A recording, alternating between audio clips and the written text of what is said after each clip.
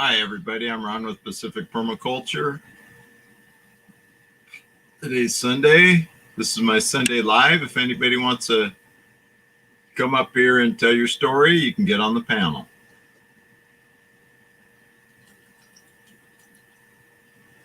My computer says 4:31 Pacific Daylight Time. Now, I notice people lately talking Pacific Standard Time. That's incorrect. We're on daylight time now, daylight savings time. And anyway, just to remember that. Let me put up some banners. Waiting for everyone to come along, tell about their gardening. I haven't gardened a lot this weekend. I've been taking care of the residual stuff, and that took away from my gardening, both good and bad. And anyway, that's the thing. Growing chair food. Start a food forest today. Those are my banners going by, right? So I hope everybody out there is having a happy, safe weekend. As most of you have probably seen, I took a nice ride to the beach, and I decided it was time to make a video of it. And that felt good to go, and I was glad to share that with everybody. So, I don't think it's going to become a viral video anytime soon, but if it does, I'm not heartbroken. Trust me. If suddenly I wake up and I got 12 million subscribers and I'm making $100,000 or $200,000 a year, and I can plow that into the Pacific Permaculture Institute, I'll be a happy camper, trust me. But just in case, I'm forewarned that it may not happen by tomorrow morning. And that's how it goes. It's just the way it is. I don't like using that phrase, it is what it is. It sounds really dumb to me, so I try not to say it. I'll make an extra effort to not use it. Permaculture equals care of the earth, care of the people, sharing the surplus. For me, the surplus is using a few extra words to have a phrase that sounds proper. Okay? Anyway, I know I don't say everything proper, but there's some pet phrases that I really don't like, so I try to avoid those. Let me see. I think I've had like 12 videos in a row, 12 days of video, maybe 13 now. That I was going for 55, still kind of am, and we'll see where it ends up, friends. This is a long run for me to go this many days. I already got some in the tank. I made some video today, so assuming I don't get called to work in the morning, I'll be able to upload that in time. And hoping tomorrow, if I don't work, then I can maybe do some interesting things too. Take some videos. So we'll see how long it lasts, but I'm hoping to keep it going a while. And if it builds the channel, great. If it doesn't, well, meanwhile, you know what? I learned a few things about making videos and all this. So it's all an experience. I don't want to look down the road, say 20, 25 years from now and regret that I didn't do some videos when I wanted to or try something. I'd rather try it and it fail than fail to try, and then go, darn, I kicked myself. Why didn't I try this here thing? Why didn't I try that there thing? Why didn't I try this other kind of thing? Well, if I'm thinking about it, it means it's time to do it.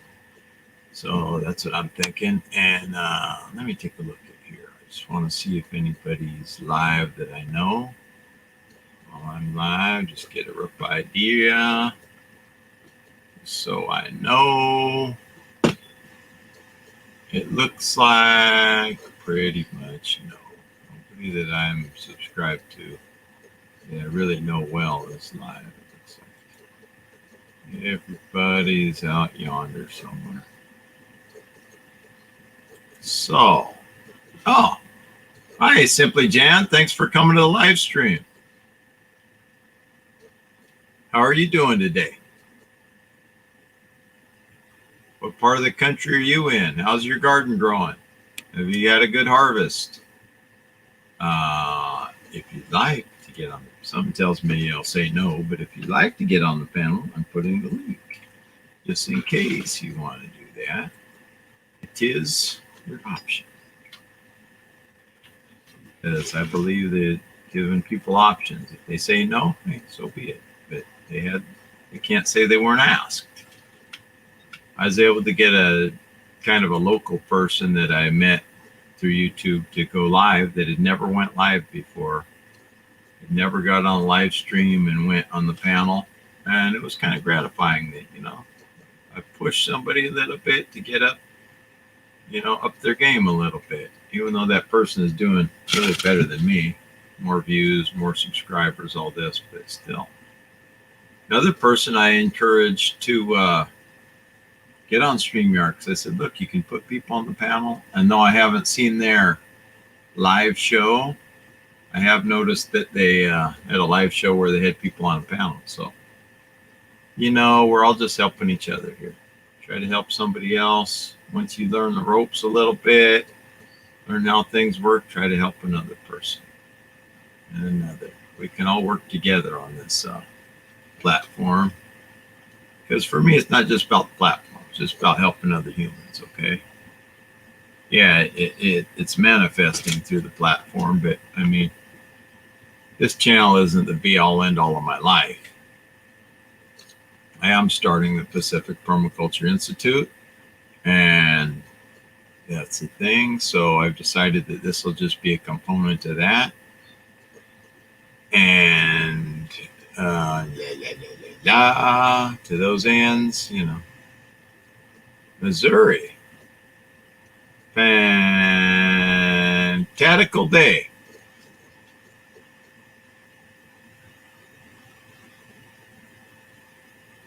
Can't talk because I had oral surgery. Okay.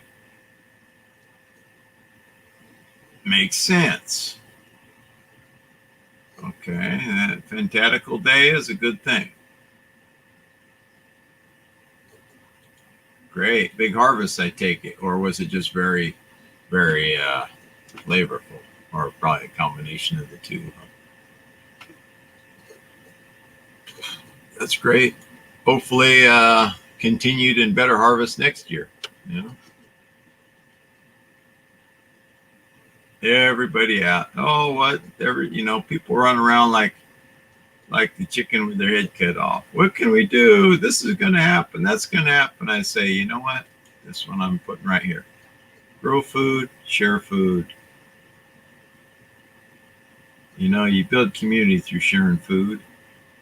Grow some extra. Plan that. Don't just have accidental abundance. Plan that you have abundance of whatever you're growing. If you're growing one tomato plant, grow two. Let your neighbor have most of one.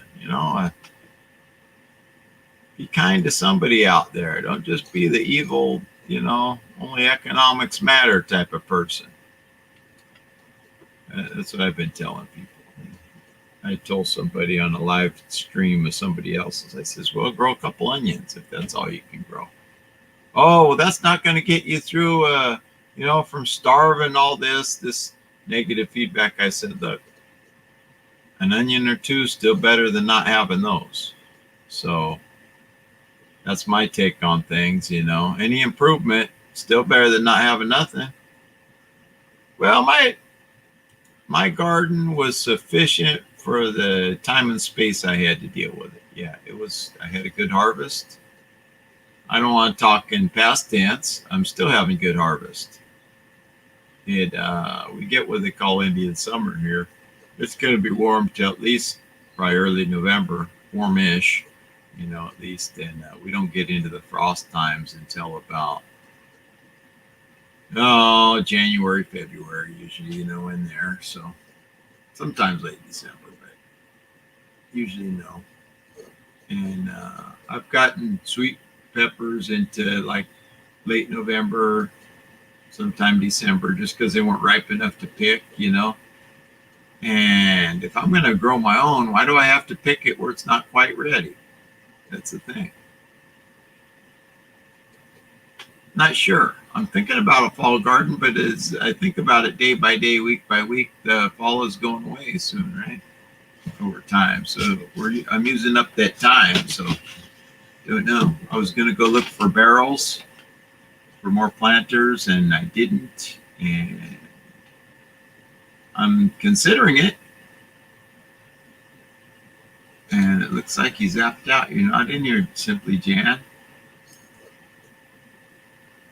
But anywho, yeah, I'm considering a fall garden. And also I have some ideas about a cutting garden. In other words, cut flowers.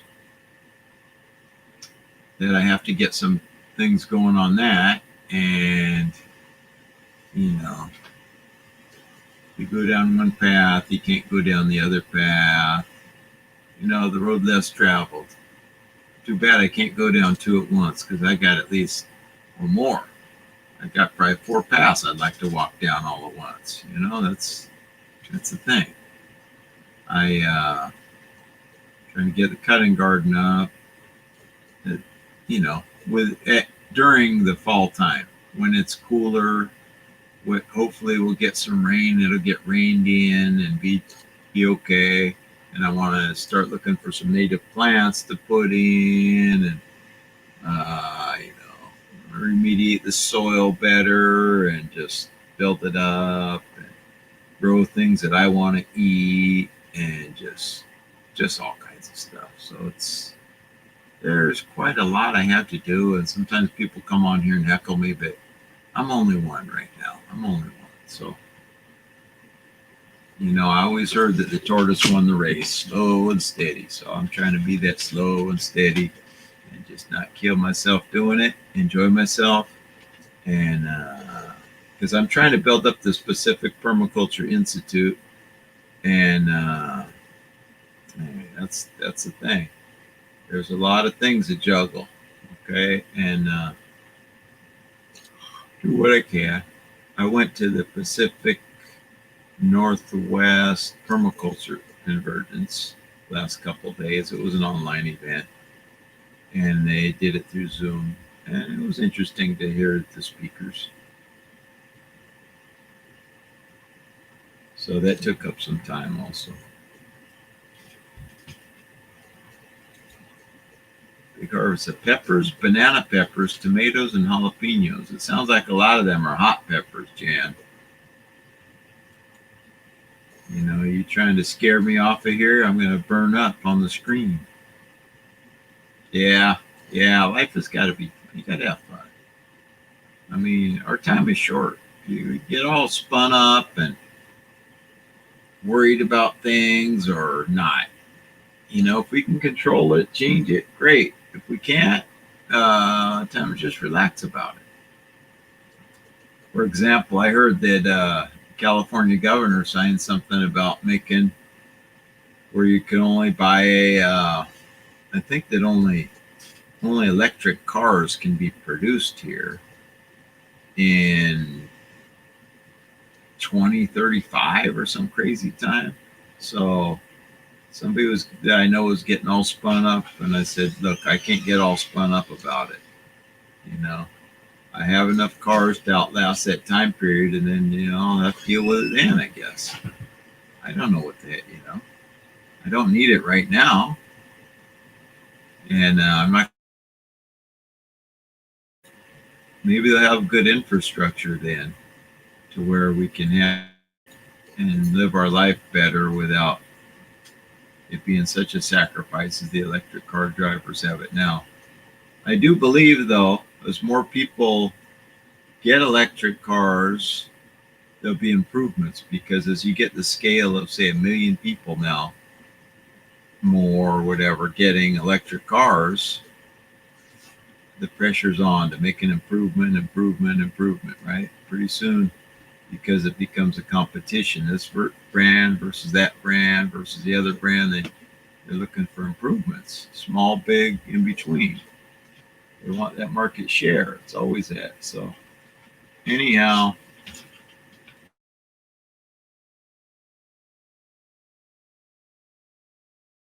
I believe that to be true, and when the volume of people start having those cars, they'll get better, and the companies will be competing and trying to make them better. And then presumably we'll have a lot cleaner air. Who knows? Who knows? People are dynamic. People don't follow the exact path you'd like them to always, okay? So it's harder. That's why it's hard to predict the future. We don't know. And anything else going on over there at the homestead in Missouri? I'm going to start this one. Start a food forest today. How about that one? I had another person here that said 2 for a minute, and I don't know who that second one was, and they boogied on. Maybe they went to another channel instead.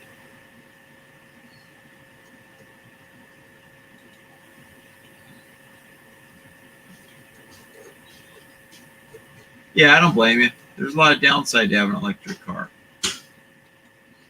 And that's the thing. I don't want to be one of the early adopters. They work out all the bugs on them people. And, I already know there'll be times, because I didn't grow up with it, that there will be times that I have to have a gas car anyway, because come home, you're tired. Oh, you say to yourself or to who's ever there or somebody else, hey, I'm going to go out and plug my car in about 5 minutes. And next thing you look at an email and fall asleep for till the morning sometime. You don't have enough time for the car to charge. You try to hop in and you go 5 miles and the thing's dead. Okay, so gas car, no problem. You go get some fuel, zoom, zoom, zoom. There you go. So that's it. Cold and rainy. Wow, well, it's warm and sunny here. So.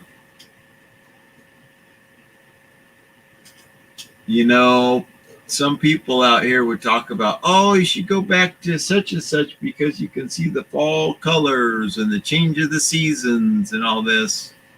I don't care about the change of the seasons. I grew up with it like this. Mild seasons. I like the warm and the cold only. I don't even like the cold part really, but I don't need no 4 seasons. Okay. Have a good one, Jan. Thanks for stopping by.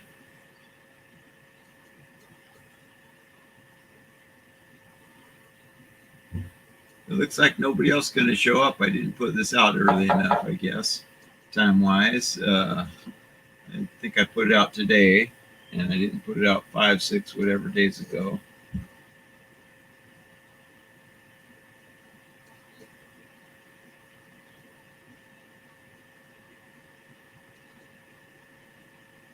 So that's the thing. Maybe folks aren't going to show up. I don't have any serious, wonderful story to tell necessarily. Let's see. I didn't compost this weekend like I was supposed to. It's a pit, though. I just got to bury the stuff. Okay, that's why I know, too, if I have to turn a pile, that'll never happen. When am I going to feel like doing that? That's ridiculous.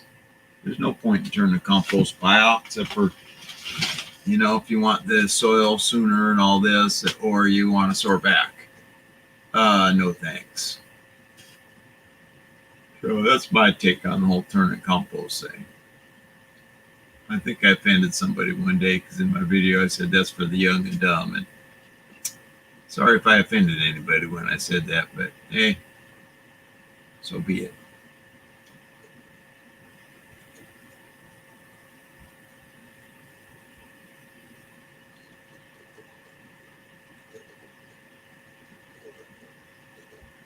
Now, eventually meaning I don't know the exact date, I'm going to have my wall mural put up, and then that'd be a nice backdrop. It'd be a nicer place to come for a live show, and try to get some people to come by in person and collaborate and all this. And I just talked to my friend that's going to do it. He says, okay, I'll quit dragging my feet. And I'm thinking, gee, hallelujah. So I'm trying to get that done because that's the beginning of the Pacific Permaculture Institute in a real way, getting that room done. And I can try to hang it myself and have it come out all crookedy or whatever. Then I'll think about it for the rest of my life. Why didn't I pay, to have somebody else do it? So rather just not even enter into the trying to do it myself phase. And be that as it may, I might have to cut this stream shorter. It looks like my following has fell by the wayside. They must be out having a good time this weekend. They're just not all hanging around with old Permaculture Ron here.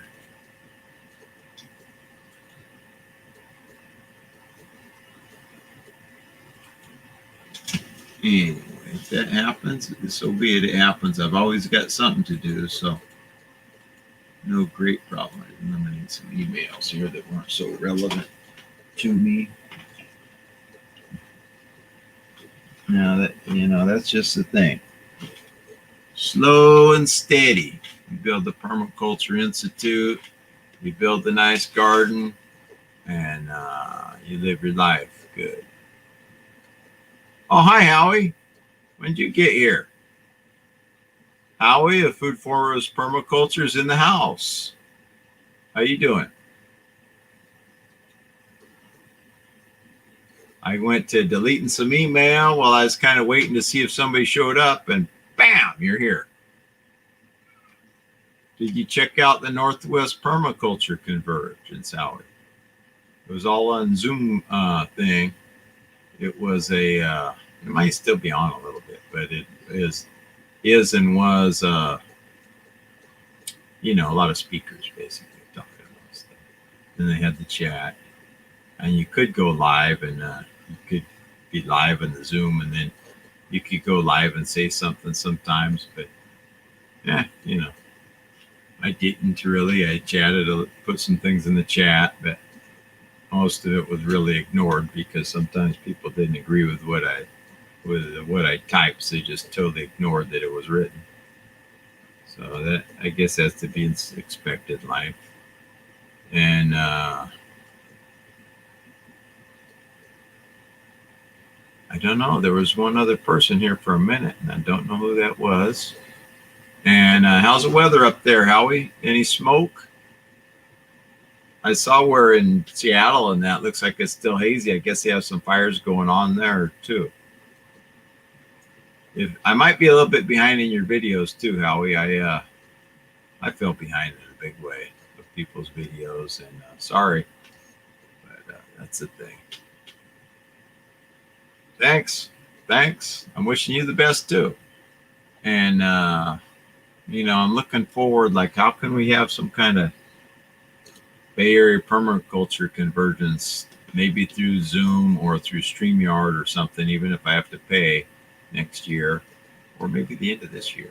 Just a small one and get the ball rolling, Even if I just have the one I pay and then I get only 10 people on, well, hey, 10 is better than nothing. So it's always, a start is still a start in my book. So, and then we improve from there.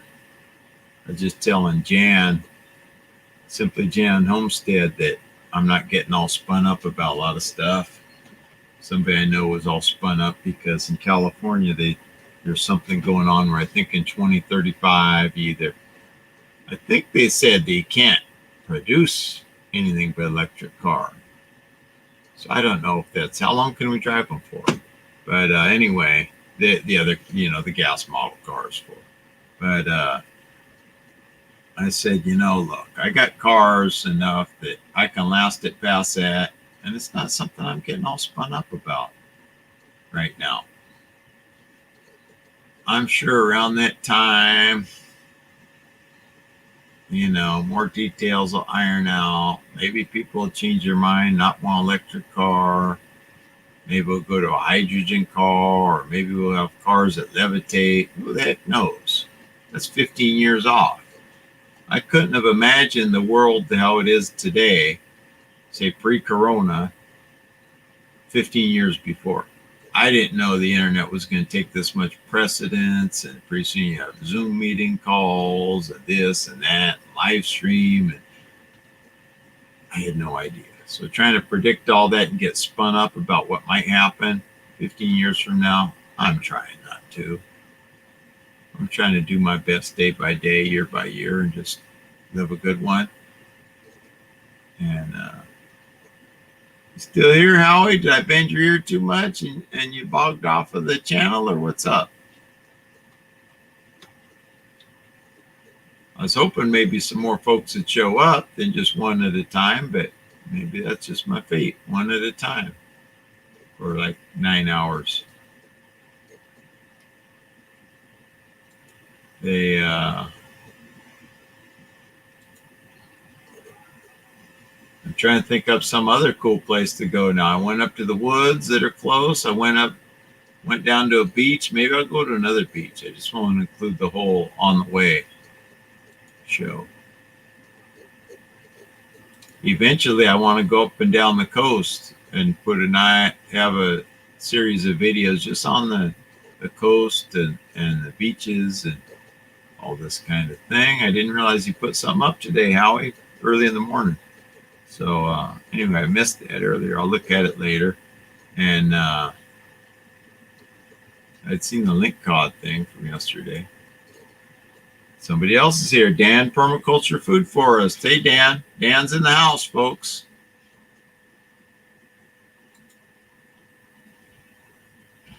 Good evening. Thanks. Good evening to you too, Dan. And how's everything? You want to get, if you want, either you guys want to get on the panel and talk, you can. Tell your story.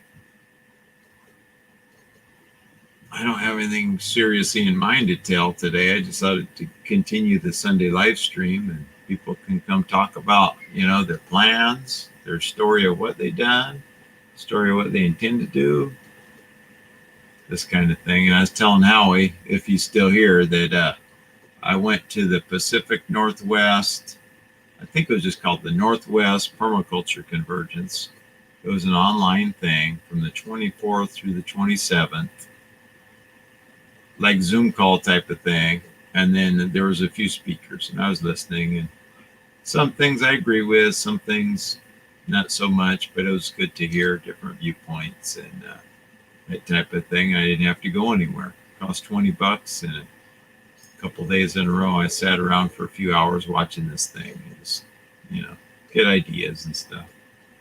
Try to connect. And how's your Sunday, Dan? Man of the food forest. Tropical food forest, I might add. That's one thing, if I ever have the money and can afford to live there a long time, it's probably get some property in Hawaii and do something good there while enjoying the warm weather and the ocean and all that. That's the thing. Are you anywhere near the ocean, or are you more inland, Dan? I know you're in Florida, but I mean, I don't know how long it takes to get from one side of that peninsula to the other, or vice versa, or whatever. So you theoretically, you could be somewhere down there and nowhere near the ocean.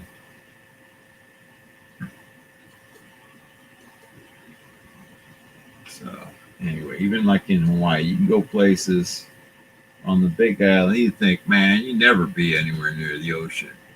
And if you didn't have a car, some kind of efficient transportation, you might never get to it. There's people I heard, at least years ago, on the Big Island that had never been to the other side of the island. For whatever reason, their life evolved and revolved around that one part of the island. They had never been to the other part of the island at all. So that's how we get in our own little small worlds, right?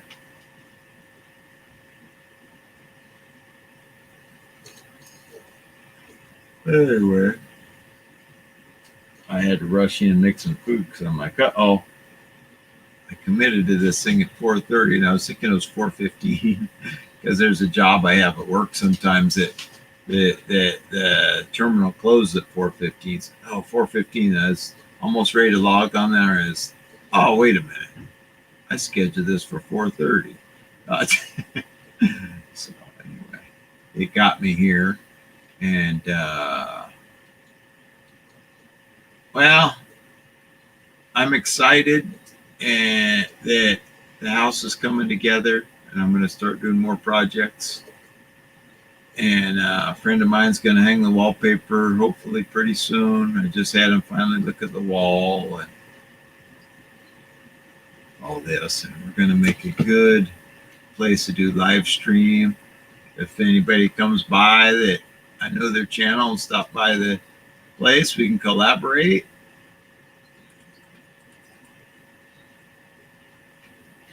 And I just want to make a more vibrant thing out of it, not just this channel languish forever. If it does, at least I know I tried. That's the thing. So I'm going to have my space to, I won't be intersecting with anybody else's time. That's the thing. I don't have to worry, I want to do this late at night. I might be talking kind of loud because I tend to talk a little loud. It doesn't matter. I'm the only one lives there. So, you know what I mean? It's a full freedom of space thing where I'm just going to be doing it up. I got tons of little mini projects to get it all together. And I'm hoping by next year I can start enticing people to come over there and help. As I start calling it the Pacific Permaculture Institute. I guess I have to get some logo stuff to post around, so get more of a thing.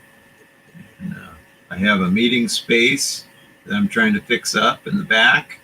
I could probably have 25 or 30 people in there. So if we want to have some little seminar on permaculture or any aspect, be it propagating plants or financial system, if they want to start a formal guild with, with dealing with having a nonprofit like that,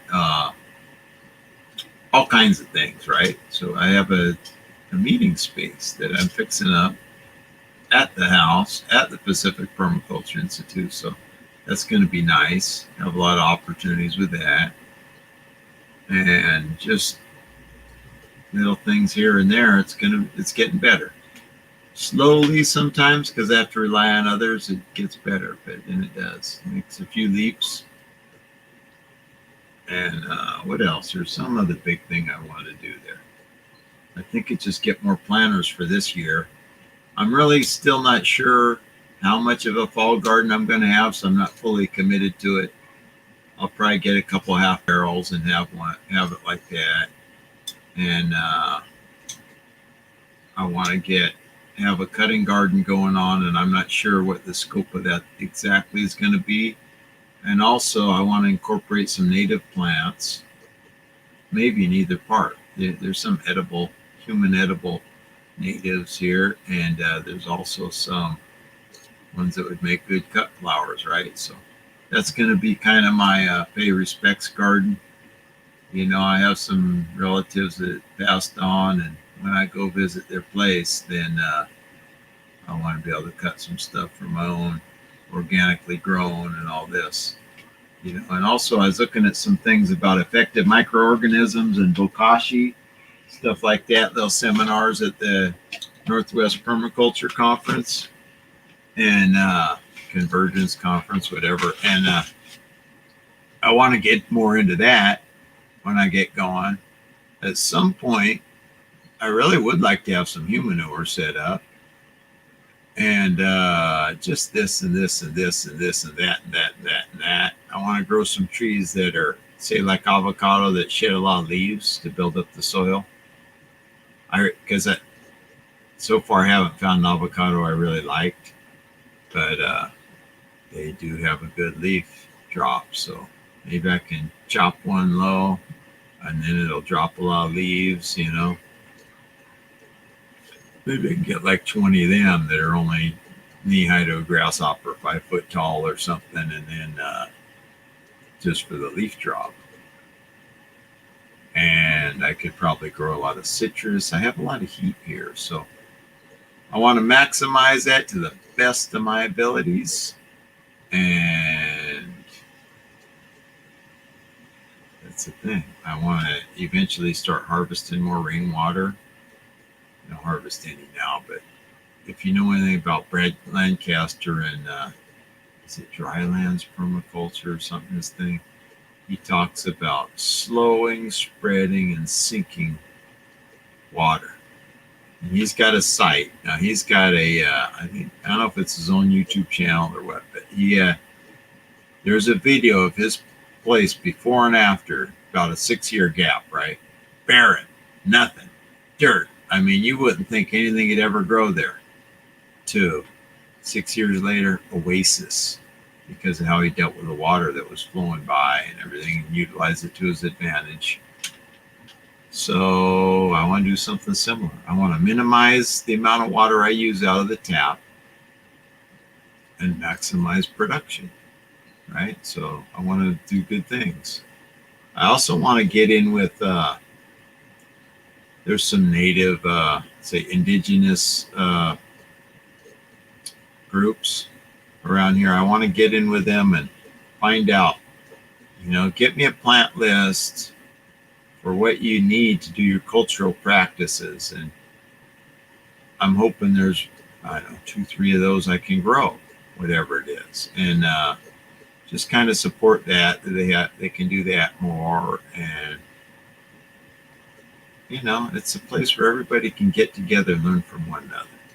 Indigenous want to come and have their group, and your fruit growers might want to come and have a group meeting, and permaculturists, whoever, the guy that wants to lay on his back and look at the stars can come by and talk to the person that's harvesting acorns or whatever, right? That's a whole thing. Just a place that people can meet, get together. I want to try my sun oven out and have it going over there if I can get it working right. Seems like it shouldn't be too hard, but getting it together and doing it's a thing. And have some ideas around that. Maybe have a big one built on a trailer where I can bring it to an event. Say, or throw an event. Say the rare fruit growers want to meet at my place. Okay. Cook up a bunch of stuff in the sun oven. Example it right there. And anyway, just all kinds of this teaching, learning teaching thing. I'm planning to put some of my so-called firewood in my compost pit. It's kind of hugel it a little bit. And what else? My brain is a little bit fried right now, but I just got so many things I can do. I was pointing out to my friend that I could probably, if I really wanted to, I could put like 7 cars in my yard without any of them being on my driveway. Yeah, I probably won't, but I was just saying that, they don't have to take up the front space. And you guys are being awfully quiet. I wish somebody would comment something. Tell me I'm an idiot, whatever.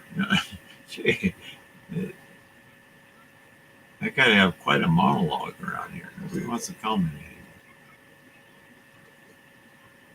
Let's grow soil.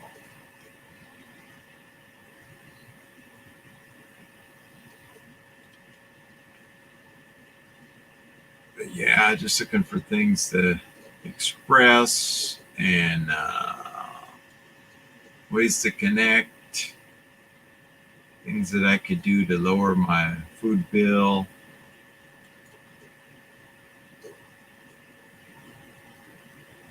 And keep the cost of the Pacific Permaculture Institute very low, because that way, if I ever make money on this channel, that money goes further, right? That's the thing. I want to get a mulberry tree or two. I have fruitless mulberries. I know mulberry will grow here. And it looks like number 3, somebody's here. I don't know who. Come on up, make a comment, whoever you are. And so I know who you are at least. And I don't want to necessarily replace the mulberry that are there, but I do want some that gain fruit if I'm going to have mulberry. And they do have a lot of leaves too to build up the soil. So there's an old rotted deck I have to pull out. But That's the thing. Hi, Homestead. How you doing today? Thanks for coming to the live stream. Thanks for adding a comment in the chat. It looks like everybody here is kind of fried, so they put me on. I think they're busy making dinner or whatever in their spot. Yeah, lurker typing. That's the worst. No, I get it. People are busy, so they're actually kind of engaged with something else, and they're letting this run. And thank you to all those people. Even, I always say, if you want to play my past live streams while you're washing dishes or cooking or doing laundry, hey, thank you. I'm not offended if you're not literally watching it at all. If you'd like to get up on the panel, you can. Homestead, I'll put the invite up here. Invite link. Nobody else seemed to want to. I don't know. Howie must be just not in his usual. Usually Howie would come up time after time. I guess I started relying on you too much, Howie. That's the way it goes. Red mulberry. I'm not sure. And I'm not sure what variety. I'm going to look probably at Rain Tree Homestead and see what they got, if they have any. I know there's panic buying. When Corona broke out, the inventories got exhausted because people, I guess the gardener just went, I'm buying all kinds of fruit trees. And I'm not going hungry type outlook. And anyway, if you want to go live, get on here live, click the link. And I'm not sure, but I don't even know.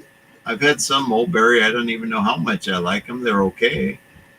But I think it's a thing to do, is start moving towards a diet where tree oriented, right? Yeah. It's not always good when it happens too quick though, right? So I'm glad people are waking up. But it's all in the timing. And like I say, grow soil, grow and share food. If you can't grow soil yet, start growing food first. There's Howie. How you doing? How long you been there while I've been heckling you? Hours. Yeah. Like, where the heck's Howie at? I'm relying on him. He's not here. I'm probably like looking over here, reading this, hey. I've been busy with harvest, I'll tell you. I harvested all the tomatoes on the stair garden and the cucumbers off the roof. Nice. Oh, I got like 2 wheelbarrows full. Wow. Yeah. Wow. What a great tragedy to have, huh? Yeah, it's just tragic. Yeah. Tragic eating. Oh, yeah. I could eat all this, darn it. Well. Yeah. There's stuff in it. Yeah, that's. I'm trying to get this all together, and sometimes I'm a little frustrated, but you just got to keep progressing. So right. My computer at the house isn't that great. So I said, well, I was going to flip flop the computers, and I didn't yet. So right, let me do it back here for today. Plus, I can only edit on this one. Ah, that can build an appetite, Howie. That can be appetite building, amongst other things. Yeah. My meds. Good. I have osteoarthritis severe.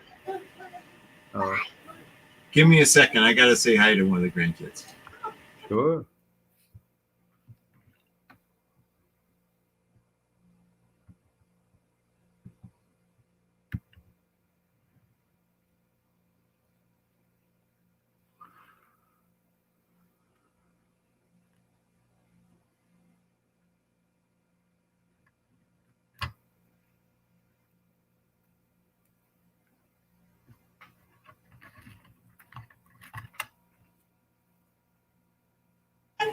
My apologies. I was saying hi to one of the grandkids, and he's like 2, and he just loves to see me. We run around and everything.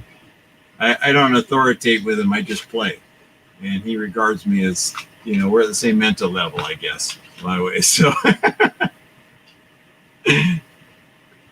anyway, it was nice. And but yeah, I'm trying to build things up and just hanging in there. That's great, though. I bet that builds a good appetite, Howie, that harvest you got there. Was that off the stairway, too? Woo, doggy. I was thinking to take a class in the fall, and I didn't, but probably January. There's a place down here called Oaksterdam that deals with that specific plant. Yeah. Growing, legal technicalities. Yeah. That's relaxing just to see it there. Yeah. Yeah, that's something else. And I was never big. Welcome to Canada. Only a couple times, and at a permaculture thing was where the cops next door, they're growing it and smoking it. So down here you can be on the highway, at least pre-corona, you could be on the highway and get high from somebody passing by. You would get a little lightheaded for sure. Here you're not allowed to smoke and drive. They'll take your car away. I think here they would too, but people still do. You can't go out and just smoke weed. You have to do it at home. Oh. Yeah, you're not walking around everybody smoking weed. That doesn't work that way. Yeah. And if you grow a few plants for yourself here, you can't have it visible from the road. Really? So that was easy for me. I mean, I got a food forest. I just walk out in the middle of the food forest, throw down some seeds. But sometimes I go out there and it's already growing there. Well, just about every year it just grows back a few plants here and there. So there's nothing I can do, but it's hemp, right? Yeah, you just got to harvest the weeds. Yeah. I don't weed here. I aggressively mulch with cardboard. I've never weeded. I just refuse to do that. I don't water like other people unless it's my container garden, because it's a giant sponge, my food forest. It's a giant sponge. It goes up in the winter time and it releases during the summer. I've had people come here in August and interview me. And all they basically wanted to do was go and dig right in the middle of the food forest to see how wet it was. And so the guy does. He has a measuring stick and he has all this stuff, Uh-huh. He's like, and you don't water? I'm like, no. Well, I mean, I will water a little bit of something, like if I just planted a tree or if I've got some greens or something that I want watered. That's great. Set up properly then. Yeah, it's interesting that it's like a giant sponge, because it's between 3 and 7 feet everywhere on this property is rich black humus, which I've made with Pathway soil bag. Wow. Yeah, there's 400 yards of material I brought in here. Wow. By hand, by myself, over a many-year period. Right. Still. Tomorrow, the people on my street are bringing me the maple leaf to put down on the 4th floor. So that's going to be fantastic. And then we put down our kitchen waste, and we're going to be doing the coffee, picking up the coffee grounds from Starbucks again pretty quick. Nice. I got to get in the routine of doing that. There's a bunch of coffee places like that in the Bay Area. And tree companies bring and when someone's mowing the lawn in your neighborhood, that's fair game. That's perfect. There's only one lawn, but yeah. And then if they got any good chop and drop, obviously you don't want English ivy and Portuguese laurel and stuff and blackberries. But if they've got some decent chop and drop, like twice a year, most landscapers go around and make the shrubs smaller, and there's an airflow through them. All that's perfect, perfect for chop and drop for you, especially for making Pathway soil bank. Making soil, that's number one. And then planting tree crops is number two. But I mean, how big is your food forest? Is it half acre? Or is it going to be 100 acres? That's the key. If it's a half acre, quarter acre, which is most city lots, that's perfect. Yeah. If anything bigger, it's a lot of work to build a food forest. It's not easy. I bet. It's not easy. I've built 9 of them. I know. And then I participated in tons of other ones. It's not totally easy. I mean, No, but once they're built, like mine, the first one I built was when I was a little kid, but we didn't know it was called the food forest. We just knew what we were doing though. And it's 46 years old. nice. Yeah. And you go there today, and my nieces own the property, it was my grandfather's property. And everything is just amazing to see. You know, it's incredible how it all grew up. And there's this little tiny house on the acre of land, and then it's all tree crops. And it looked after itself. They never had to do anything. Nice. It just looked after itself. Yeah. Yeah. I hope Tree I crops. can build this up great, and then someday somebody will take it over that, they have the same mindset and just keep it going. Yeah, yeah, making soil, man. Hugel mounds are really great to make, eh? They're good for 1,000 years. Why not? Here, I'm going to throw some wood in my pits. So Cool. it does it at the same time, Yeah. Wood ash and biochar in the soil, man, goes a long ways, hey? Wood ash and biochar. I put down biochar every year, like all over my forest floor, and wood ash. I continue put it down. I put down that stuff all the time. And when I mulch coming up here pretty quick, like they're bringing me the leaves tomorrow, truckloads, okay? That just covers all the weeds, and it's gone. And then by spring, that'll be soil enough. Just before spring that I'll plant my cabbages and stuff. I'll get a bunch of stuff in by even before it's spring. I'm growing things like faba beans. I grow a lot of faba beans here because they're great nitrogen fixers, and they grow over the winter. You plant them in February. So yeah, it's you get used to planting your crops, like your on the ground crops. There's underground crops, which is potatoes, carrots, oca, sunchokes, dongjing, yakone. There's a ton of underground crops. Then there's a ton of on the ground crops, which is radishes, lettuce, spinach, and the list is endless.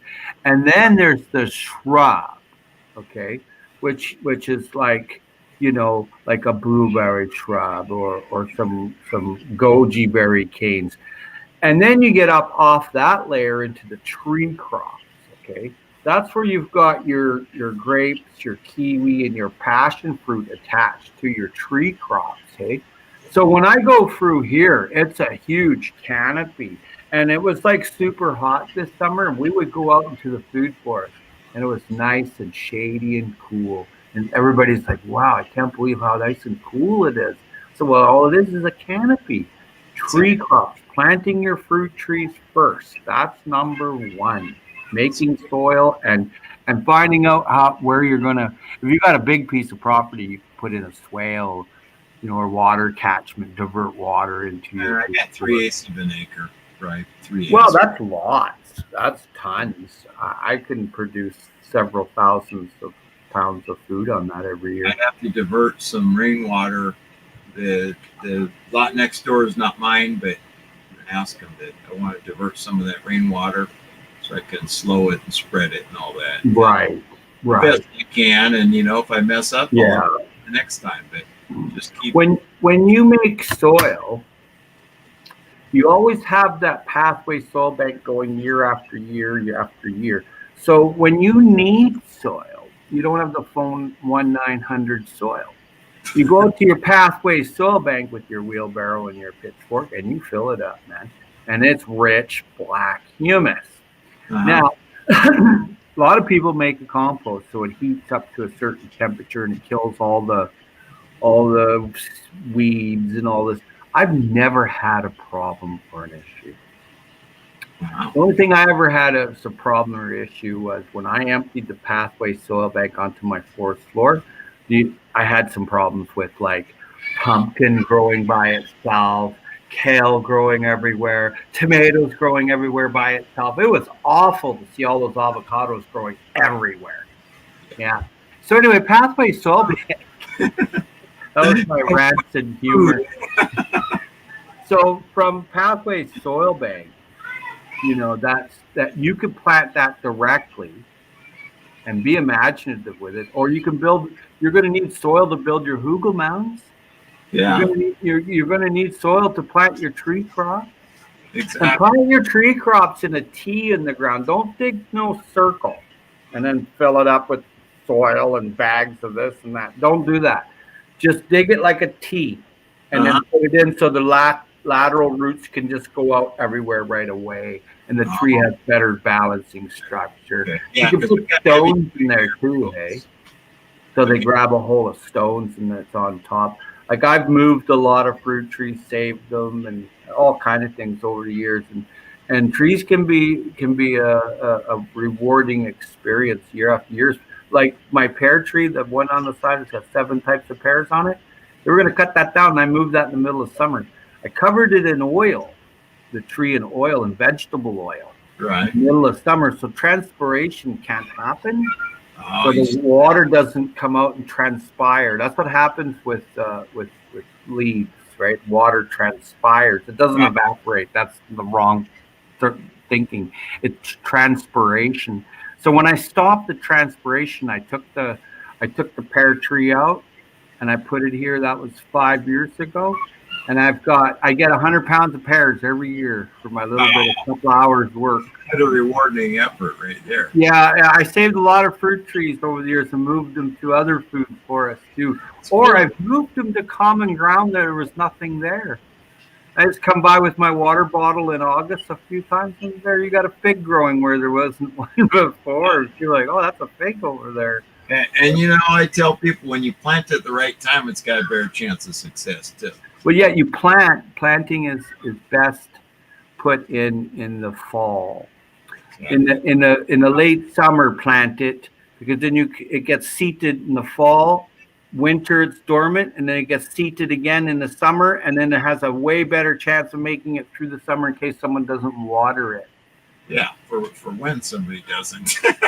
Well, what I do is when I plant a tree, I put down, I do the T like I was telling you, and then I put the fruit tree in the bare root stock. And then I put back the same soil that I took out. You want the same indigenous microorganisms going back in as what you took out, hey? Right. Yeah, yeah. And then I do put in my Pathway Soil Bank a good hefty bunch of that. And then I cover that up with cardboard, like the real thick cardboard, like the 1-inch stuff. And then I put some mulch on top of that, like bark mulch or something. And I leave it. I never have to water it. That holds in all the water. Oh, Yeah. nice. Yeah. I love planting trees or moving them. Yeah. Pears are funny. They're really funny. They don't like being alone. They like being with other trees. If you put them off by themselves, they don't like that. They like the comfort of shelter beside them. It's strange to explain, but they don't like to be blown around and all the pollen goes. You see? Maybe that's why they call them a pair. They like to be there as a pair. Well, yeah, you always put 2 pear trees there. Well, I got several kinds here. I've got kinds that you don't even, it's not even have a name for them. I planted the seed, and then you got a whole new pair, right? Yeah. Yeah, I got several of them. Yeah. Homestead I've got quite a few. channel that your friend has in West Texas, or is it just he has his own thing? What? Of Homestead Aquarius, he says, have you seen his friend's West Texas garden experiment? No. No, I haven't seen it. Is it on your channel, Homestead? I haven't watched. There's a bunch of videos of everybody's I've been trying to catch up on. And then I find other things that I get caught up in too. So I did check out that. You know what I want to ask you? How do you feel about like bokashi and this kind of? Do you do any of that kind of stuff? Ferments for building up microorganisms.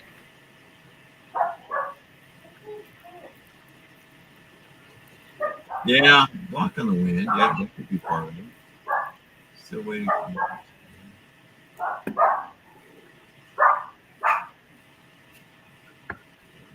Oh, from Zero to Homestead. He's just here.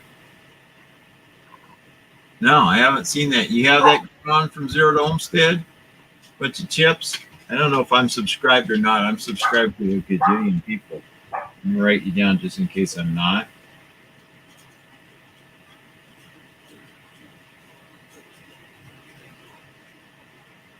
Somebody was heckling me one day. How come you're not doing this? How come you're not doing that? And look, the tortoise wins the race.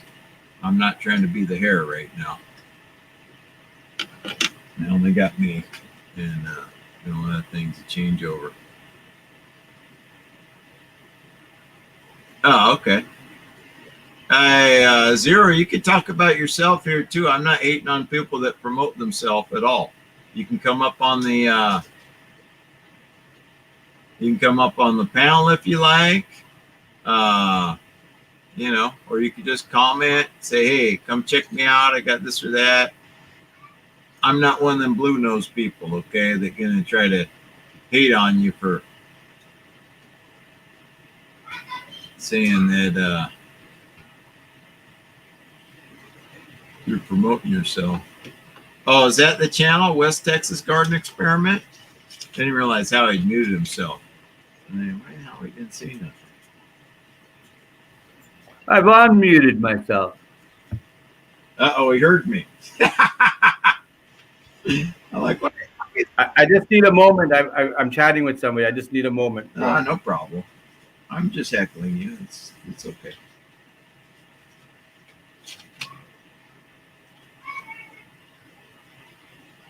That Howie's a heck of a nice guy. I don't care what you say. Yeah, I'll have to check that out, Homestead. I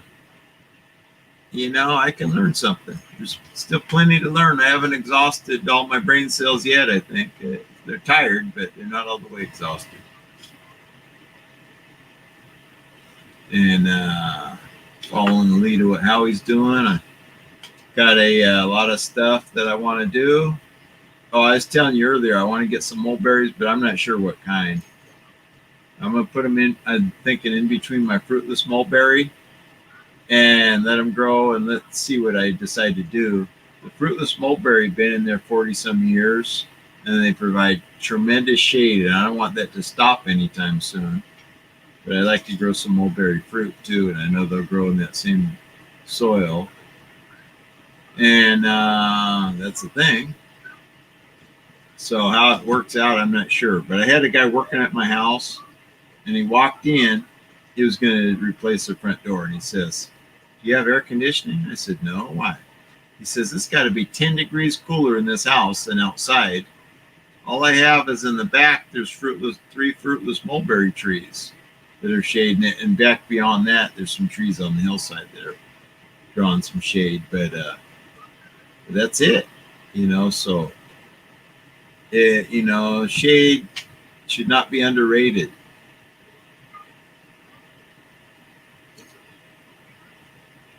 Besides Jeff Lawton and Bill Mollison, who are my favorite mentors or favorite people to learn from? Howie from Food Forest Permaculture is at the top of the list. Wow. Oh, thanks, buddy. Yeah. Honestly, I learned a lot from you in the last, I have only known you less, I think, than about 6 months. I have a couple of Bill's books. Ones that he had himself, his personal books, so that's pretty cool. And I think you had one you gave it away to Susie there at Out West Homestead. Yeah, she said, "I really like the book." And yeah, that was cool of you to give that book out, man. Bill sent 2. A friend of mine is a permacultural icon. I'm not going to say who he is, but anyway, him and Bill were buddies out, and Bill came out here to Vancouver Island. He was here at the Our Eco Village. Anyway, I'm not going to mention who, but he went and he seen Bill. That was like, 1986 or whatever, nice. A long time ago. So anyway, he lost his book. So he wrote Bill Mollison. He says, I can't find my book. I went to the retreat with you and I can't find the book. Well, Bill sent him 2 of his ones he's been using.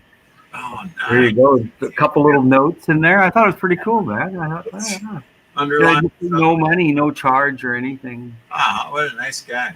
Yeah. I had to order them books from Tagari because the Permaculture Design magazine from here in the U.S. I tried to order through their website, not available. This and that. I had to order them direct from Tagari. They had to get shipped to I don't know where, and then customs had to make sure, I don't know if it wasn't whatever they had to do, right? Abandon it or whatever. Yeah. A long time to get them books. I was surprised. Good thing I ordered way out when I needed them. I was surprised. And other places were wanting like $250 because they knew they had a supply and they're hard to get, I guess. I was like, no. It was like half that or something to order the book. But I mean, I'm thinking $250, what happened? But then I realized why nobody had them. Yeah. That's why I made that pamphlet, you know. The little pamphlet there. It's makes it all nice and easy, hey. There it is there. A Hugel mound right there. Yeah. Pathway soil bank right there. And then just a common diagram of where to put the Hugel mounds. And I like that Howie culture. Yeah. I made these up years ago, and I've sent out hundreds, if not thousands of them all over the world. And people make that pathway soil bank because you have to make soil, and it does it by itself. You know, it doesn't require you to turn it like compost. I mean, if you're turning compost, that's great. Send me one of them, will you? I can do that. Just right there. Let me write it down there, Ron. I'll be right back. I just got to grab a pen, okay? Visual aids are always helpful, so you know, I'll post that and I'll look at it too and all that.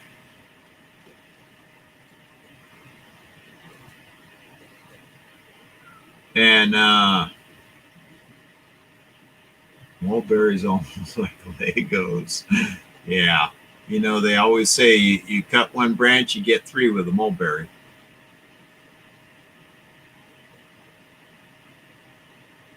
And you know, being I'm starting this Permaculture Institute, more visual aids are always helpful. Somebody will come by and just think they're digging in the dirt. Oh, here's what we're doing. We're building soil. So grab a shovel, get busy. I think you're mute, Howie. Howie, I think you're still muted. Sorry, I'm writing down the P.O. box and stuff. Okay. But yeah, extra visual aids don't hurt anything. So I'll send you a couple bucks or whatever you want. You know. No, I don't need nothing, man. I'm independently wealthy. Oh, okay.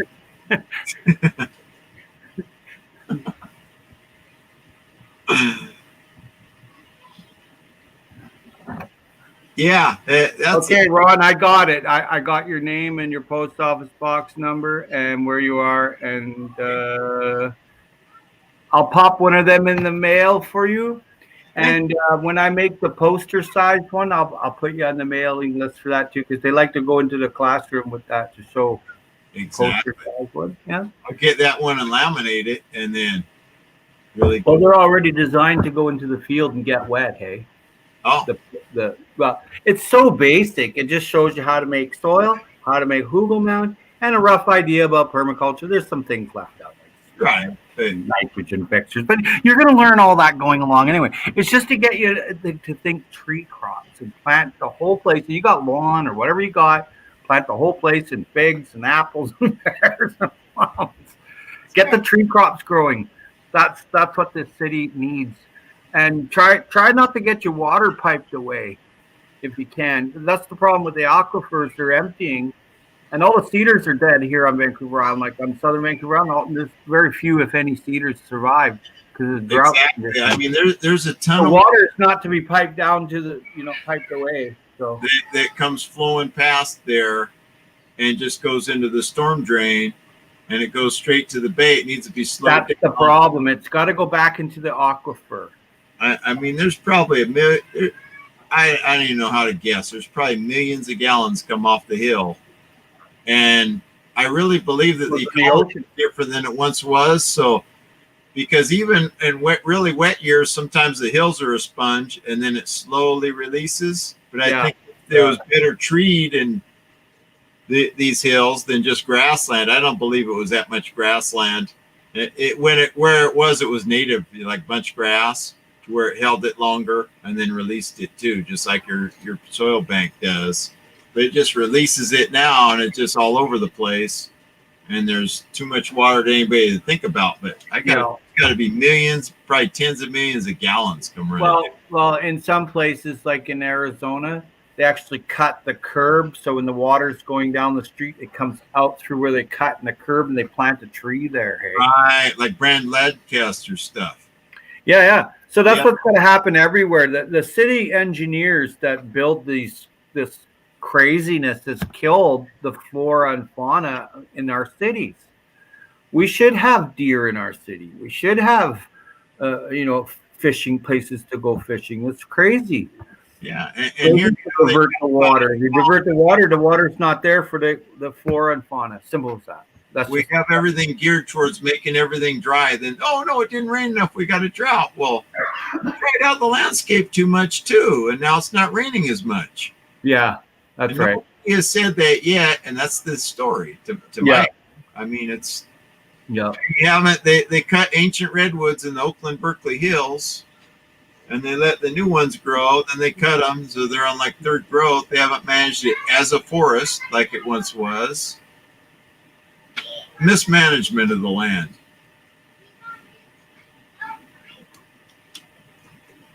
Better land management practices would help us a lot. Sorry about that. Company. Yeah, well, that homestead, that's why we're here. We're trying to make it less foreign. That's the thing. We familiarize whoever we can with its bits and pieces, and some people will grab a whole hog, and whatever impact we can make for the better, great. If you took everybody in the world, Ron, and put them on Vancouver Island, you'd have 855 square feet to have a tiny home and a garden. So the old adage, the world's overpopulated, just simply doesn't cut it. Do the math. Divide the population of the world into the square foot of Vancouver Island, and we'd all fit on here comfortably. You know what? Somebody said Texas also, and I'm like, wow, that's great. Easy. There you'd have 9,000 square feet per person. I'd be good math on a few places. The world there, Howie. Then it'd be a little bit more clear over here. But no, all kidding aside, I read that somewhere, and I was like, what? But I guess most people haven't done the math. Well, you have to do the math. The math. 2 plus 2 is 4. 4 plus 4 is 8. 8 plus 8 is 16. It doesn't change. Right. Yeah, but you could put everybody on Vancouver Island, and that would leave the rest of the world to heal itself. To regenerate. If you put everybody in the prairie provinces, say like Manitoba, Alberta, Saskatchewan, we'd have 4,500 square feet per person on the planet. So that's like way more than you need to live, right? Yeah. Of course. Yeah. So when I see the BS come on them to me that the world's overpopulated, there's not enough food, there's going to be this and that. You know what? That's bull. Here's what my take on it is that with the current exploitive method of most people that they engage with, maybe. But if we do it in a permaculture regenerative fashion, no. So I totally, I'm down with what you're saying. It's just like the exploitive model. Yeah, they get 7% yield out of industrial agriculture for all the things they raise. You're raising all kinds of stuff and hardly anything's being eaten. It's destroying land. It's just crazy. Yeah. The planet, my grandfather would say it like this to me. He said, you think of a peach, a nice new peach you just picked off the tree. And it's nice, it's beautiful. And then you just give it a little tap and it starts fucking rotting right away. The same thing with the planet. You do a bunch of pollution here, a bunch there, a bunch of detrimental there. It's going to show up, but like just like that bruise showed up on the peach, and eventually the peach rotted. But the other peach that you didn't, bruise, it's nice and pristine still, and it's right there. Mhm. See? That's the analogy, because he was from old school, and that's how he would look at it. If you were rough on something, it wouldn't last. And then we've been rough on this planet, he said, and it's Yeah, for sure. it's problems. You can't, look at the pavement. Okay, just look at pavement. Yeah. Incredible. We go put oil in the ocean. I mean, that's a big thing on the news. We put oil all over the ground all day long, billions of miles of it. Yeah, Howie, there used to be a publication called the Auto Free Times. Yeah. And they told all about, they did the numbers on how, I wish I had kept some of the issues, because it was just, how much land is taken up just to have roads. It is just, and then you're talking about the toxic impact. It just. Well, what's desirable for the future, so we're not all sniffing benzene all day long? What's desirable is, like, if you're on a street, you can use the cinder block, like those red cinder blocks for actual road. Now, if you're on the highway, obviously that's not going to be. You're going to use cement, but there's no reason to have paved oil road with no microorganisms alive whatsoever underneath it. There's nothing alive underneath road pavement. Did you know that? There's zero. No microphygy, no nothing. And I believe it. there's no nothing. There's no mycology at all. There's no nothing there. There's nothing that lives there. That's why worms go over top of it. You see the worms on the pavement? They don't even go underneath it, man. They try to go over top of it to get away from it, right? It's too bad down there. We're going over the top. Well, look how many billions of miles of that pavement. And another thing, I'm as long as I'm griping here and digressing a little on your channel, I may as well mention tires. I have friends and eco villages that are built on tires. It's like, really? And you go look at the kids and stuff they've have eating food from the tires, and some have this problem, that problem. Yeah. Don't eat in the tires. Try not to. You got to wonder, like, growing food in tires for 30 years and eating it and wondering why the kids, are, they don't look right. You got to wonder why. I shouldn't say too much, because I don't want a problem, But I've noticed things like that. Hey, I noticed it. I'm not saying there's anything bad or good. I'm just saying what I noticed, right? And no, it's not a study of white paper, but I'm not stupid either, right? Thing, like, I looked into these Earthship structures, and it's neat. Those are good. They're reusing the tires and all this, but the embodied energy in the well, I'll take one, but I'm talking about growing the food in the tire, man. That's just nasty. Don't do that if you can avoid it. No, and you know what? I don't know what to say to, like, I see it a lot, and I just don't know what to say anymore. So because one time I sent an email of about 5 years ago to a huge eco village, hey, because the whole place was built on tires, all the food growing in it. It was all holding the hillside together. Just monster tire factory there. And I said something in an email. That they wouldn't even talk to me anymore after that. And I said, you got to remove all them tires. They didn't like it. They got seriously bent out of shape, I think. Oh yeah. They took that mentally, like I'm the most horrible, no good, very bad guy that thinks he must know something. You know what? I get that sometimes, Howie, because I'll speak the truth. I was on the Northwest Permaculture Convergence Zoom. Oh, you were? Yeah. So I was watching it. So at some point the other night, I got on there and we're talking just after the main event. And I said, well, they haven't had a permaculture convergence in the Bay Area. So this person mentioned the Moss Center where they had one, as if it was this year. I said, well, that, unless something I missed, that was like 7 or 8 years ago. So then after the next day or two, I mentioned something on the chat. This person would not even acknowledge me, because that screwed up her mental whole health. Hey, that's mental health. but it's the truth. Don't tell me Mental something health, man. I'm not like crazy when it was 7 or 8 years ago. That's not okay. That's the big thing that you can't exclude when you're in permaculture. You have to include, and because if you start excluding, it doesn't move forward in your locale. So when you include every single person, no matter what if they're mentally ill or not, because of their participation, their mental health will go up. So here's the really funny part. This person says, "Oh, for Indigenous people," this was a night or two later in the chat. Indigenous people, there's no place where we could grow things for our cultural practices or have an assembly and all this. And I said, look, I'm going to have a meeting place. Yeah. Part of the Pacific Permaculture Institute. It's near Crockett, California. 10, 15 people or whatever. And this person is like gliding by saying her email. And I said mine. And she did not email me or interact with me like, oh, great. That's a good because I think I threw off her psyche the 2 nights before or whatever, right? She wanted to cast that narrative that the Moss Center, and the Moss Center is a nice place. And I did go to that permaculture convergence, but don't tell me yesterday. Don't piss on my leg and tell me it's raining. Hey, I'd like to say hi to Chaz Devlin there. He's my neighbor. Yes. He's my neighbor.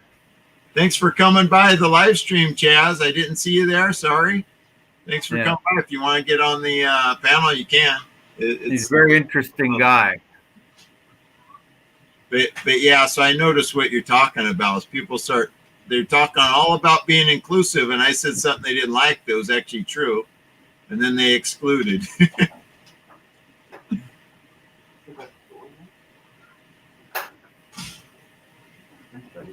I don't know if I've heard of your channel before, Chaz. Do you have a food forest going too?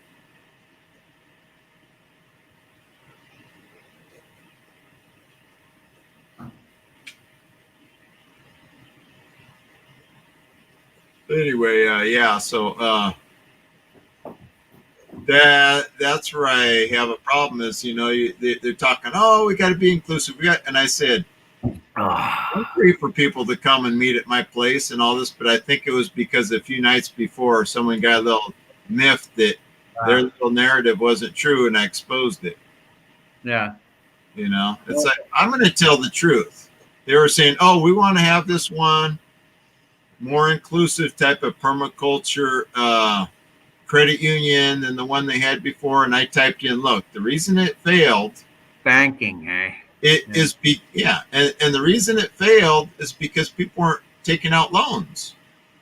You have to have people engaging with it, because I was a depositor. I didn't take out a loan either. I was a member for years. Eventually, if people don't take out loans, it doesn't matter what ethnicity or background or whatever you have. If people aren't, you can write up that you owe money. You could write that up. You don't need a credit union, eh? Right. You could write up that your own money. You can print your own money for your own purpose. Permaculture. You can print it up, and I owe you 10 chickens, 10 lettuce, 20 pounds of potatoes, whatever. And I pay you next year, and you give me the cash, and I give you my permacultural dollar. Exactly. Or if you're, they got them here, they're called Salt Spring Bucks. Yeah, and you can use Canadian Tire money. Canadian Tire money. That's another example. Right? Or if it's somebody you know and trust, it's just your word. Yeah, but people really don't go by that anymore. They want something on paper. They want a surety that their 20 chickens over the next year that they need is going to be there. And you look up money currency, and the Salt Spring Island buck comes up, and that's an island right across. I can go down here and look down the ocean, and there it is. And they're all a bunch of hippies, eh? And they made their own Salt Spring Island money. Uh-huh. Yeah, you give them the money that like American dollar or Canadian dollar, and then they give you their dollar. They just print it up. Kids sit around writing on it. This is their dollar. Cool. It's got a number and a signature and all that. Yeah. Currency. Yeah, it's pretty cool, hey. They has a I don't know if they still do. They had a thriving currency at one time. Ithaca, New York. local currency setup. All But right, Chaz is still here. you know, people are crazy. And we just have to realize that they'll say all this, oh, we want to include everybody, and yet I'm seeing these things that are directly correlate with what the person keeps saying. They won't Where acknowledge someone belongs. You can't own the planet anymore. Hey, it's all a local. It's a local economy now, and I can't find whoever's living locally has got to be looked after for housing, growing their own food. Hey, that's what I liked about that book, Retro Suburbia by David Holmgren. I haven't seen that one.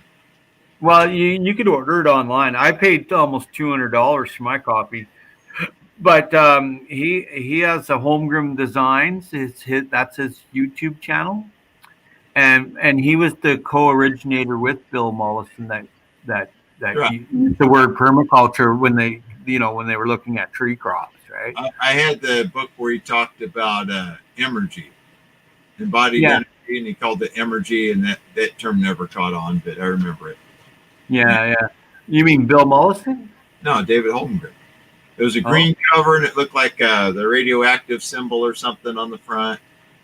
Oh, well, he's got another really cool book. It's called Retro Suburbia Peak Oil. Sustainability or something like that. He goes live sometimes. I go over to his channel sometimes. You know, I found it, and I think I subscribed because you were telling me about it. Yeah. He's been on there a few times. Definitely one of the thinkers out here for sure. Yeah. He's way ahead of everybody. That guy. It can't hurt to be around. Wise. But yeah, I'm actually going to try to, once I get my meeting place done up a little bit better, is try to engage with some of there's a indigenous group around this area that's in Vallejo, which is like only a few miles away. And then they meet, I think, in Berkeley and stuff. And I'm kind of in between that.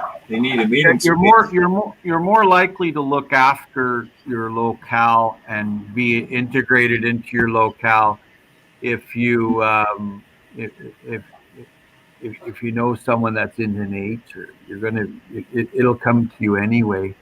Exactly. You'll find your way there. But making soil, planting your tree crops, and reading, Retro Suburbia. I love that book. I'm done now. It took me a couple of years to read. It's a pretty big book. I might have a copy handy here. But also, I have a neighbor across the way he's starting to do a bird count. He's doing like a log of what different kinds of birds and stuff. So he's kind of into nature, a garden, and sees nature. I don't have one handy, but there's a lot of intel out there. It all goes on what's the size of your property, and most 99% of people that are coming on here, they go, oh, I don't own property or something like that, and then that's their barrier of not planting tree crops. Well, that's got to you don't even look at that you own the property, you belong there. There's plenty of places that there's a lawn growing at a church, at a common ground. There's plenty of places to put them trees, start putting your tree crops in, and then then your support crop, it'll be a way of life that changes, but it has happened because there's a local economy now. When you want a chicken and you go down the big box store and there's nothing on the shelf, I've seen over time here where some people started going to the model where they already have a gardener, but now the gardener's gardening food. Things like that. Just the subtle shifts sometimes. See maybe somebody where those people live would like a food forest. Yeah, they want to do the work. Like Chaz says there, the sharing is the piece. You see, Chaz is talking about being prepared to share, and that's the piece. That's the piece. That's the synergy right there. That's how it's done, and it starts in your locale. Yeah, and neighbor, all the people on your street, and then it just branches out from there. When one person builds the food forest and shows all the rest of the way, there'll be some more around there that'll do it, and obviously some that diehards that will never do it. But hey, they might stop by and pick up a couple of jars of jam and a lemon pie you made. Who knows what the outcome? Hey, that's their need. Yeah. I have a little stand here. Don't just just accidentally get abundance and share it. Plan to have abundance to share. Okay. Yeah. Part of that is building your food forest, but even if you don't, even if you just got a raised bed, grow enough that you know part of that you're going to set aside just to share. Yeah, I share with my neighbors and family and my and food bank and my church and strangers. I give food to strangers. I'll go down to the tent city. I did that last year. I took mega boxes of food to the tent city where all the homeless are. See? I went right in there and I just plunked it all down, and they're like, "This is ours." I'm like, "Yeah." So I gave them stuff you can't go and buy at the store too, right? And they're all happy to get everything I was giving them. I gave everything to them. They couldn't believe someone didn't want money. Or I gave them all kinds of frozen salmon, frozen cod, canned salmon, whatever I had. There's a Moms group that's in Berkeley that was having these food giveaways, I think every couple of times a week or something. I want to engage with them if they're still up and running when I get everything rolling. Right. And that is part of it. Help people that, I don't know why they fell through the cracks, but it's hard to keep from falling through the cracks a lot of times. Right. So, nobody should have to go hungry in this country, regardless of. No, there's lots of food. There's lots of food. Tons. You hunt, gather, and grow. Forage, fishing, hunting. And if you have to steal a few apples, do that too. Yeah. And, if we organized our mind right, we could make it all happen where everybody at least could eat good. There shouldn't be a food shortage. I haven't done the numbers, but like you say, there's places, there's food, we can grow it and eat it. Oh, wow. Where are you, Chaz? Where are you living at? Oh, you're up by Howie? That's good to hear.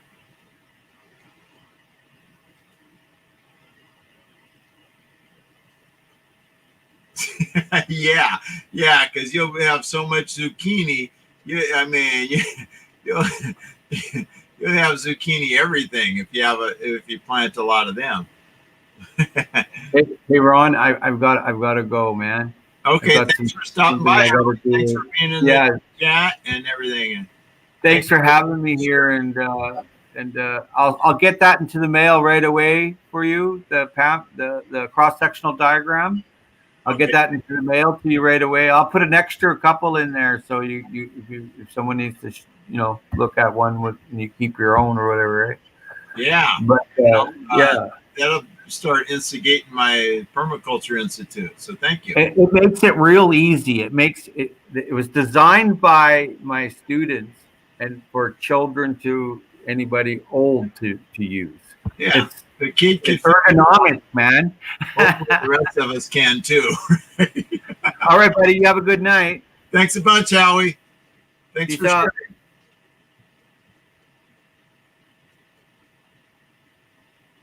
Oh, a few hours from you. You're on the same island? If either of you guys want to come up for the next 5 minutes or so, then I'm going to cut this thing loose. You can come up on the panel if you like. But yeah, I believe it's about growing enough that you can share purposefully, not accidentally, like, oh, I got too many of this year. And if you get a lot more than you thought this year, then you have even more to share. So to me, that's the thing. And anyway, I'm going to try to engage with, try to find some, there is an indigenous group around here, and try to support that to some degree. Even if I say, hey, you could use my meeting space for twice a year for free or whatever. And okay. That's okay, Homestead. I mean, you can get up on the panel if you like. You want to say something live on the internet? I'll get rewarding opportunity here.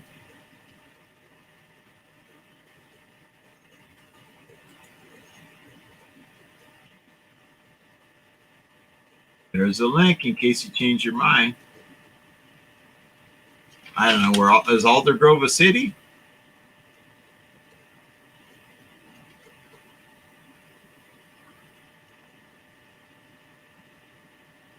But yeah, permaculture is just about us living a healthier, vibrant life, making it better for everybody, where nature regenerates and all this, and everything's healthy like it once was, just not exploiting anything. It's a lot of it. Take care of other people.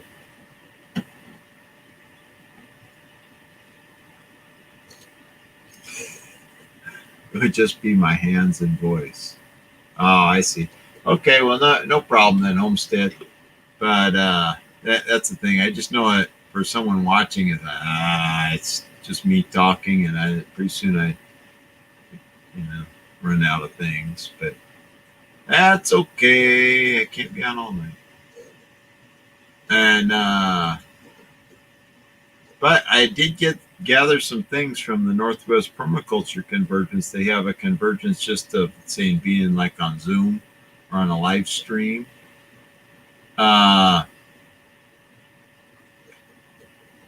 then they have a presentation, and then you have a chat, and hopefully they're recording that so I could listen to whatever parts I missed over the weekend, and all that. Tiny town east of Vancouver, near the Washington border. On the Canadian side, though, right? Yeah, some people don't get in front, and I was leery at first, and then you do it a couple times, and you're used to it, and you just do it. That's how it works. But any of this stuff, I've said for a long time, if everybody in the U.S., for example, on average, grew one food-bearing plant, we could change the food system. If they grew one tomato plant, if they grew whatever. I mean, some places that tomato isn't going to grow. Some places a banana is going to grow. Some place it won't. I'll say it again. Let's say if everybody in North America grew on average one edible crop, we would change the food system practically overnight.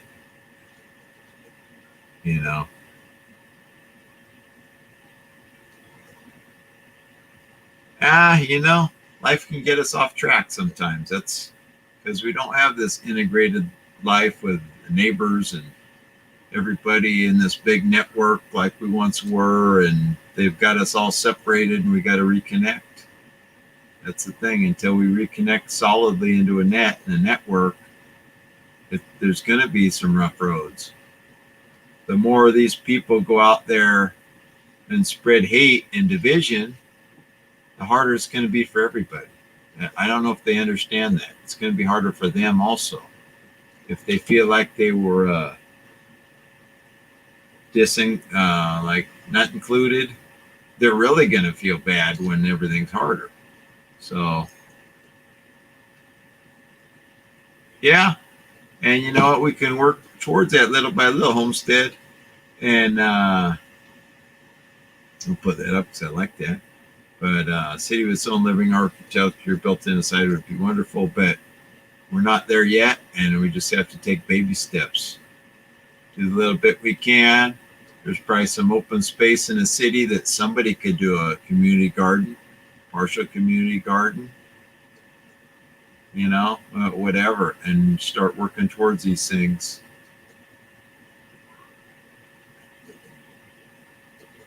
Houston, Texas in a dome. Okay.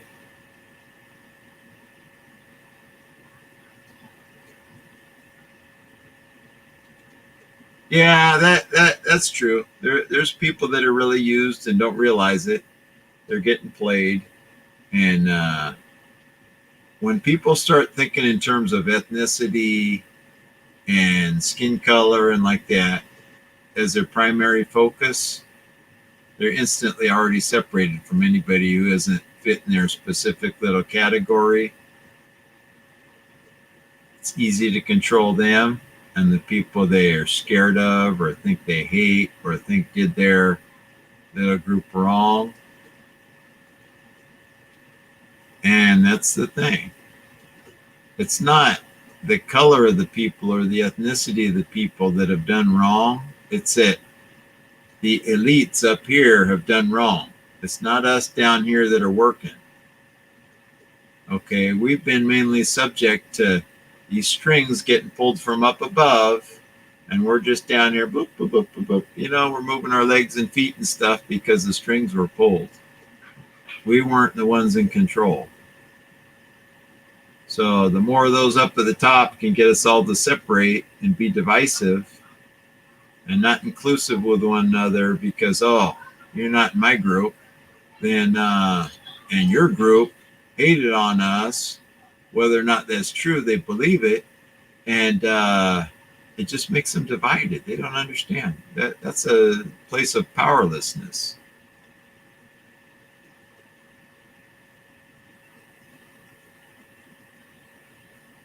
That's right. That's right, Homestead. That's why I say every one of us can make a difference. Now, if all of us choose, we will really make the difference, a giant difference. And I mean, that can be practically overnight, really, I think.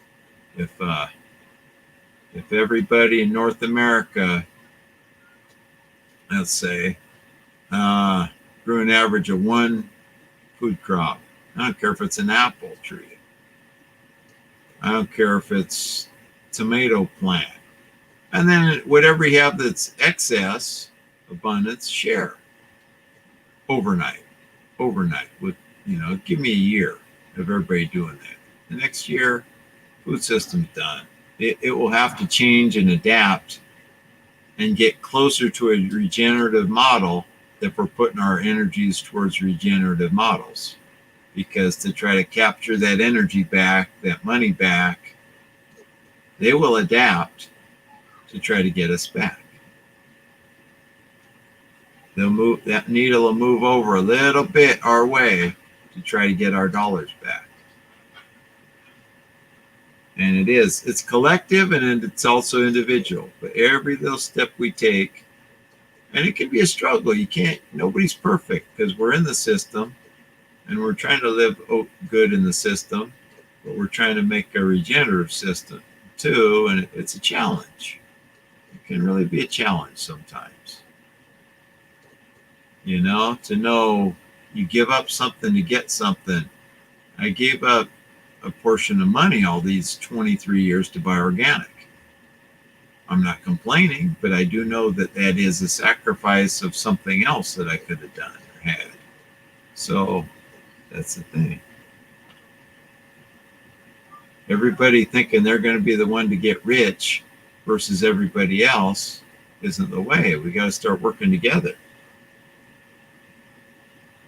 Says me. So, we can all live better working together. And that kind of almost rhymes. But build our soil, reconnect with the land, build regenerative food-bearing systems.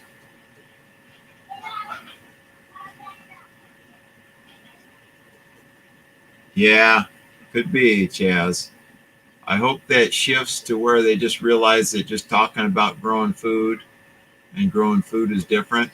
But I don't know. Some of the youngsters, hey, do you want to help? Well, yeah, I'll give you an idea. No, an idea isn't helping. Sorry, that's not the same. Sometimes somebody has to put on gloves and boots and grab a shovel. Howie didn't build his soil banks by talking about it. He didn't harvest everything by talking about it. Talk doesn't hurt, but just talk. No good. Anyway, with that, it's getting late. I'm going to cut it short. Thanks, everybody that came by.